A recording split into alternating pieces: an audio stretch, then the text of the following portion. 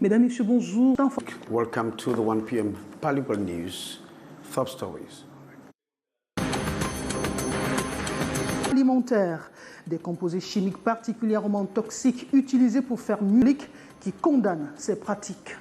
Garbage transforms dweller into shanties, defacing the beauty of the economic capital as rains wash them into the gutters. There are fears of an outbreak of more communicable diseases if the littered streets are not cleaned. Le Bénin et le Congo à l'école, question du fret terrestre à Yaoundé. Units suffocating as holy news will move in.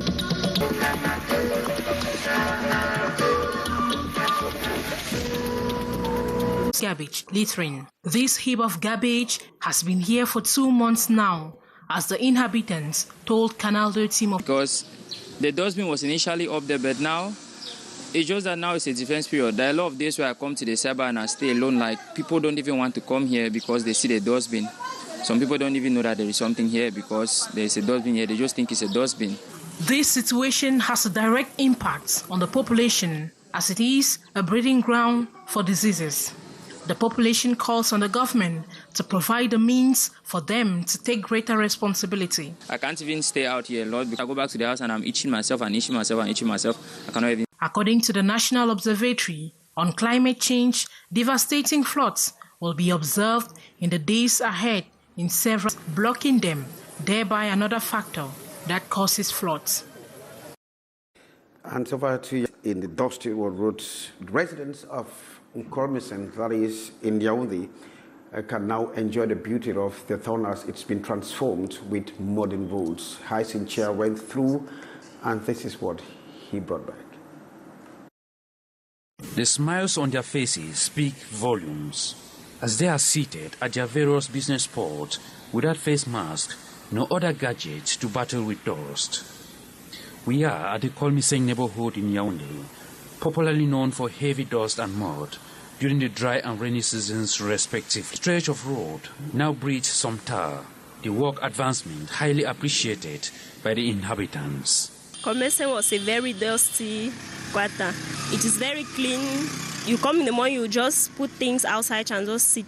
Before, these food sellers were unable to expose their dishes by the roadside. This because dust was an unwanted ingredient.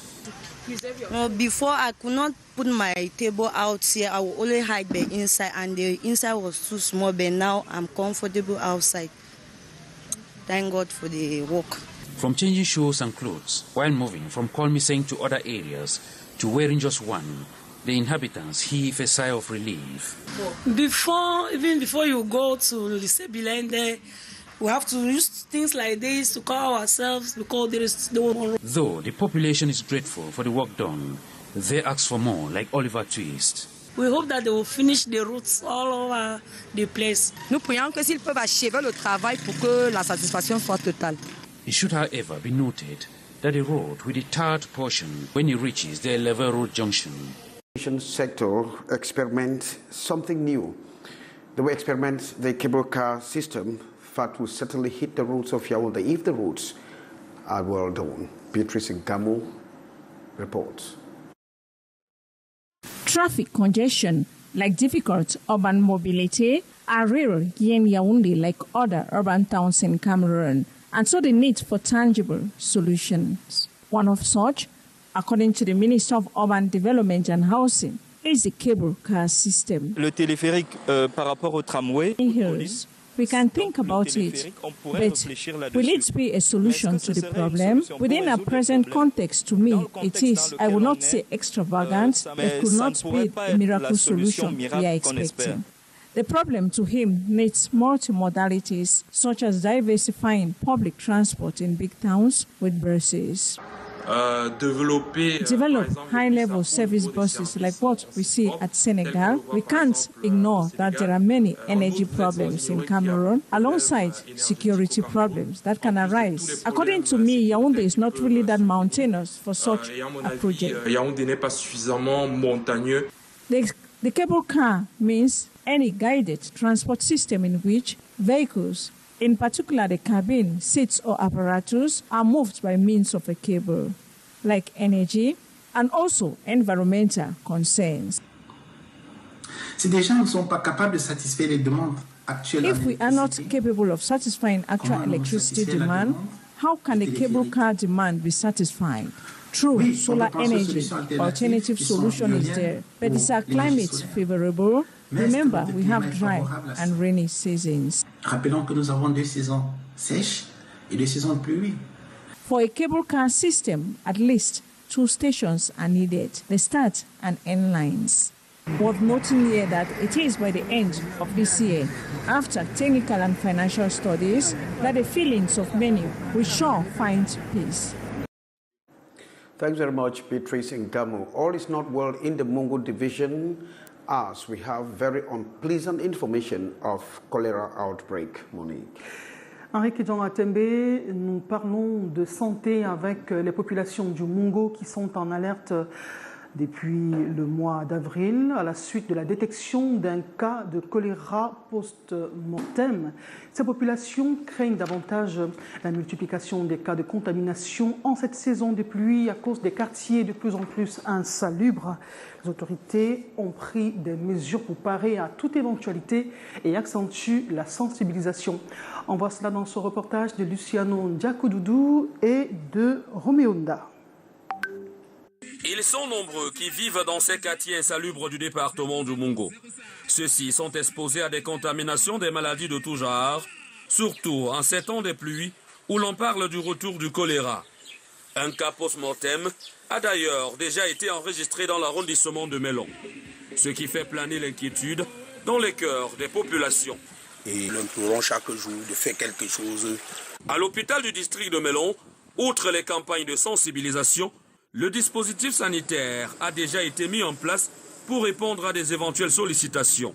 Donc à date, nous avons eu un seul cas depuis le début de l'année. Et là, nous avons une salle d'isolement qui est prévue à cet effet. Nous avons du matériel également qui est prévu, qui est disponible. Et la prise en charge, elle est faite gratuitement. Mais nous mettons l'accent beaucoup plus souvent sur la prévention. Même équation au district de santé de Njombe-Penja. Le personnel sanitaire est en alerte. La situation est sous contrôle. Pour ne pas dormir sur nos lauriers et ne pas être surpris, nous avons ce que nous appelons la surveillance active. La surveillance active au niveau des formations sanitaires et au niveau de la communauté. Les règles d'hygiène restent cependant les mesures les plus conseillées pour limiter les contaminations. La première page parle de la transmission et la seconde page parle des symptômes dont elle vous sera utile. Restons en santé avec cette alerte qui vient, cette fois-ci de Tchang. Alerte donnée par le sous-préfet de cette localité de la région de l'Ouest Cameroun sur l'utilisation du formol composé chimique très toxique au nom scientifique de formaldéhyde pour faire mûrir le plantain et bien d'autres fruits. Des commerçants à Yaoundé affirment que ces pratiques exemptent des populations sur les risques sanitaires de ce produit. Plantain formalisé, attention danger, un reportage de Joël, John 3 et de Michel Foucault. 2 semaines en moyenne, voire 3 ou 4, sont nécessaires pour faire mûrir un régime de plantain naturellement. Des commerçants impatients de faire des profits utilisent du méthanal ou aldéhyde formique, plus connu sous l'appellation formol, pour accélérer le processus de mûrissement. Rendu au marché d'une Fundi ce 12 juillet, cette commerçante dit avoir entendu parler de cette pratique. On dit que c'est les choses qu'on met sur les ananas. C'est ça qui fait mûrir le plantain vite. Mais moi, je n'ai jamais... Naturellement. Voici le plantain naturel. Ça a tout mûri. Impossible de se procurer du formol. Demander à avoir du formol. Pour ça, il utilise sur des aliments comestibles. On peut en trouver aussi dans les quincailleries. Peuvent avoir des circuits, du marché noir. Consommer du formaldéhyde comporte des risques sanitaires irréversibles. On peut développer soit de l'asthme, soit des rhinites allergiques.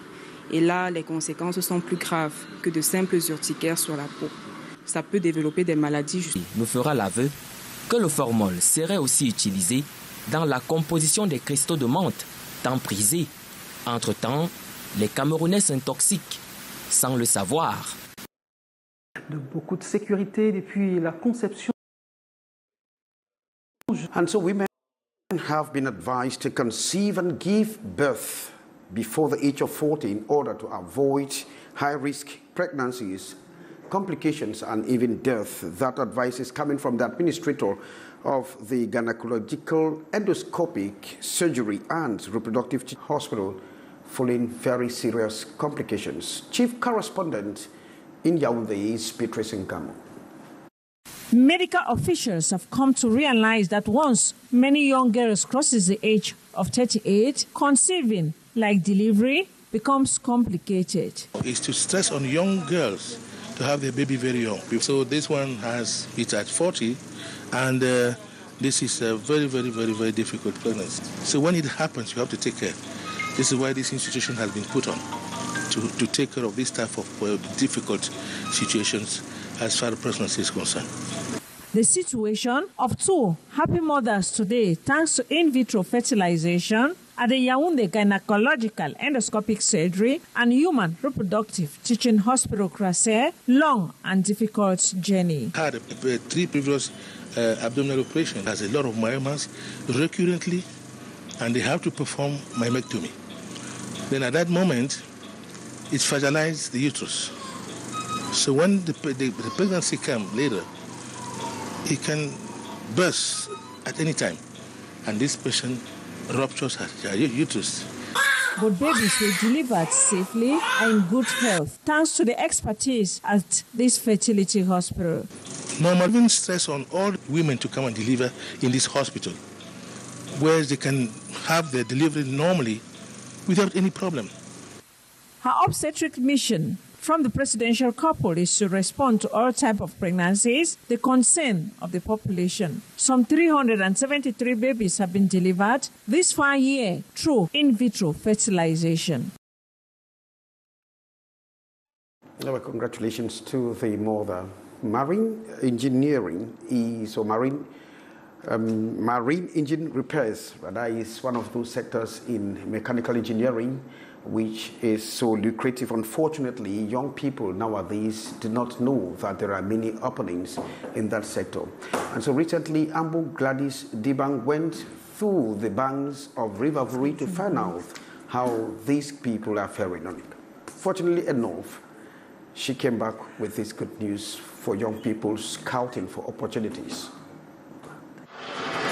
When these outboard engines develop a breakdown, they are serviced in this workshop, specialized in the repairs of marine engines. The technician here is Alois Okun, who has been practicing the activity for close to 30 years.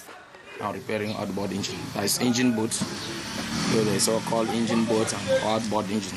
He chooses to set up his garage at Yupe Douala, Cameroon's economic city, due to its proximity to the riverside.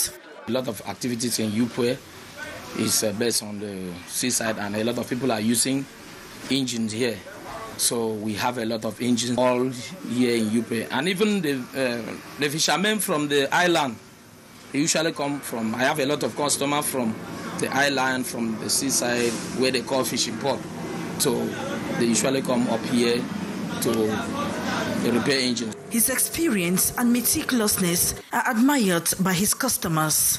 We have the opportunity to have that they are selling direct from Japan. When my engine suffers from a breakdown, I bring it here because the technician has original spare parts. He also services the engine well, and it takes long to develop another fault. The cost of outboard engines range from 300,000 to $1 million francs CFA and even more, and the cost of repairs and maintenance depends on the type of fault. High taxes, lack of substantial capital and float remain some of the challenges faced by this outboard engine technician. He decries that young people, a majority unemployed, have no interest in the activity. This work gives us money if you are honest to your customers. So I always advise the youth, if you come to learn the work, be honest with your work. Sacrifice yourself. When you are going to school, it's a sacrifice. However, he is proud he has trained a few, amongst them Godwill Ngumba. Actually, they encouraged me to do it at first, but I was like, no, I don't really want to be a mechanic. But later on, I came back to my senses. I said, okay, let me give a try. If possibly I can do it. But I realized that I do it more better. Very few outboard engine repair services are available in the area, and Okun believes it is time for the youth to show more interest in the activity that could help put food on their table. Thanks, Ambo Gladys. The General Assembly of Entreprises du Cameroun, ICAM, just came up on the heels of that of JICAM, in which they voted for the merger money. On parle d'économie à présent avec cette Assemblée générale extraordinaire des CAM qui s'est prononcée hier en faveur d'une fusion-création avec le JICAM. Les deux groupements patronaux ont tous deux fait recours au vote pour décider de la nouvelle forme de leur collaboration. Le compte rendu avec le concours de Ludovic Ngomsu et Stéphane Binac. L'Assemblée générale extraordinaire de ECAM approuve à 96,72% la fusion-création avec le JICAM, fait à Douala le 12 juillet 2023. L'adhésion au projet de fusion-création avec le JICAM a été presque en plébiscite du côté des CAM, comparé au JICAM qui a connu une certaine fronde, avec plus de 26% des voix exprimées contre ce projet de fusion-création. Le JICAM a toujours été favorable à 100% à la fusion-création. Vous avez vu dans tout le processus aucune voix dissidente de cet élément au niveau de l'ECAM. Donc je suis parfaitement satisfait dès lors que nous avons, le oui a obtenu 96,72%. Ça veut dire que nous, à ECAM, on est responsable. La seconde étape, c'est la période transitoire qui va s'achever au 31 décembre prochain. La période transitoire va s'achever, qui aurait permis déjà de faire la nouvelle écriture pour le nouveau patronat. Et puis dès le 1er janvier, le nouveau patronat va prendre le relais. Les élections en vue du renouvellement du bureau du JICAM sont programmées pour le mois de mars 2024. En attendant, les conseils d'administration du JICAM et ECAM vont mettre sur pied un groupe de travail en vue de la préparation des dites élections. Une délégation béninoise est en séjour au Cameroun depuis quelques jours. Elle y est pour une visite de travail dans la ville de Douala. Les membres de cette délégation sont venus justement s'enrichir des connaissances en termes de gestion de fret terrestre au Cameroun. Le reportage d'Anaïs Lankanga et de Thierry Nana.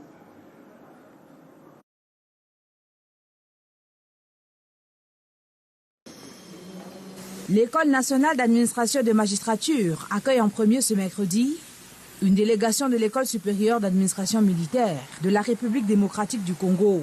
Les autres font le tour du propriétaire avant de prendre place dans l'amphithéâtre pour un moment d'édification, notamment sur l'entrée et la formation à l'ENAM. Et la descente sur le terrain nous a démontré qu'il y avait aussi un autre lien. Il y avait la formation de militaires comme premier module. Et c'est une formation qui permet de produire des réservistes. À part ça, il y a la magistrature militaire au sein de cette école nationale d'administration du Cameroun, ENAM. Deuxième escale, la Société camerounaise des dépôts pétroliers. La visite ici permet à ces militaires de faire une étude comparative. Nous avions aussi visité en République démocratique du Congo la CEP Congo qui fait la même chose. Donc nous avons voulu, à titre de comparaison, voir si c'était un peu dans le même domaine, dans la même matière que ces deux sociétés évoluaient. À l'École internationale des forces et de sécurité EI-Force, ces hommes en tenue apprennent que ce moule a déjà formé 8 officiers supérieurs de la République démocratique du Congo, 2 au brevet d'études supérieures de sécurité et 6 diplômés d'état-major des forces de sécurité. L'École internationale des forces de sécurité ne vont pas passer ici. La délégation conduite par le général de brigade Elumba Monga, commandant de l'École supérieure d'administration militaire de la République démocratique du Congo, se dit satisfaite du premier jour de cette mission d'études qui se poursuit ce jeudi à Douala. De ce pays qui sont venus en visite avec l'axe Cameroun-Benin, la délégation qui est venue renforcer ses capacités en matière de gestion de fret terrestre. Alain Gisenkanga, Thierry Nana. S'inspirer de l'expérience camerounaise du système de gestion de fret routier. C'est sur cet axe sur lequel roule la délégation béninoise présente dans la ville de Douala. C'est un type de coopération qu'il faut souvent souhaiter au niveau de tous les acteurs, quel que soit le domaine qui est choisi, parce que non seulement les problématiques sont communes, mais les défis à affronter également sont communs. Le gouvernement béninois nourrit le besoin de développer ce secteur. Il est donc question de franchir le cap de la dématérialisation des procédures. C'est un secteur à qui le gouvernement met un processus. C'est un secteur qui se développe. C'est un secteur qui est organisé autour des syndicats.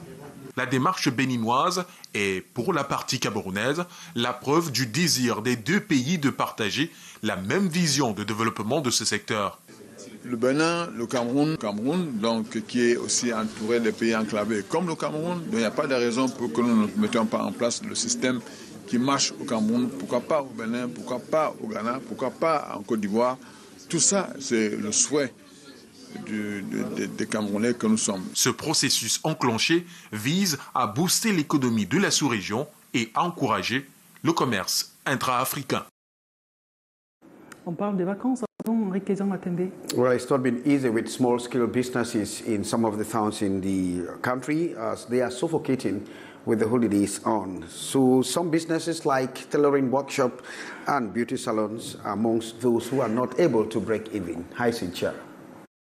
In this tailoring workshop at the Tudi neighborhood in Yaoundé, it is merely a discussion forum for the ladies this Wednesday. They are all sitting and waiting for clients, but none is forthcoming. The machines idling as the holiday period has imposed moments of hard times on them. En ce moment, vraiment, il n'y a pas d'ambiance. The ambiance is timid. People complain that there is no money in circulation. Some have abandoned their fabric here because there is no money to pay. There is no work. Since morning, we are only chatting. I am just trying to uphold the morale of my girls on the situation. Try to see if we can work on some designs while waiting. The income generated during this period has drastically dropped. We could generate at least 50,000 francs a week, but at the moment, we are unable to have 20,000 francs per week. The same scenario here in this beauty salon, where workers have nothing to do, and in the absence of clients, they only spend time beautifying themselves. These holidays, everything is slow. As you can see, we have nothing doing. We are forced to plate each other while waiting for the few clients that may show up here. Faced with the difficulties, they are forced to adopt other possible measures to attract customers. We have even launched promotions, reducing the cost. We advertise through our telephones, indicating the price drop. We also reduce the cost for regular clients. These, they cry out, will definitely affect their take-home package at the end of the month. Thanks very much, Cynthia. It is going to be a veritable clash of the titans come October 28 in Riyadh. That will Francis. Eh bien, à peine le combat annoncé entre Francis Ngannou et Tyson Fury justement, les férus de cette discipline sportive salivent depuis plusieurs jours. Le duel entre ces deux poids lourds aura lieu à Riyad, en Arabie Saoudite, le 28 octobre prochain. Mais en attendant la montée sur le dans ce reportage signé André Mirabou-Maop. Le dernier combat de Francis Ngannou face à Cyril Gane il y a 18 mois et entre-temps, le lion de Batier a subi une opération. Il est passé de l'UFC à la PFL et désormais, il s'apprête à challenger l'ogre Tyson Fury. Francis a les chances de gagner. Fury sera dans son ordre, il sera dans son domaine un tout petit peu. Mais après, on sait que c'est pas en MMA, il y a des méthodes de boxe anglaise, donc tout peu Fury. Ce sera très difficile pour lui de remporter ce match, mais on lui souhaite bonne chance. The Gypsy King, Tyson Fury. Le Britannique Tyson Fury, 34 ans, 2,6 m, 115 kg, jamais battu en 34 combats. Le numéro 1 mondial des poids lourds a réussi 24 KO au passage. Fury, c'est aussi 4 ceintures de champion du monde, WBO, WBA, IBF et WBC. Souhaitons rapidement que son étude technique, tout ce qui l'entoure, reviennent à cette culture du noble art pour mettre notre grand champion à niveau. Parce qu'on veut voir un Francis Ngannou terrasser Fury, mais pour terrasser Fury qui est un géant du noble art, il faut être non seulement costaud, mais surtout rentrer dans la culture de la boxe anglaise. Entre le Deep Sea King et le Predator le 28 octobre prochain, ça va certainement cogner très fort.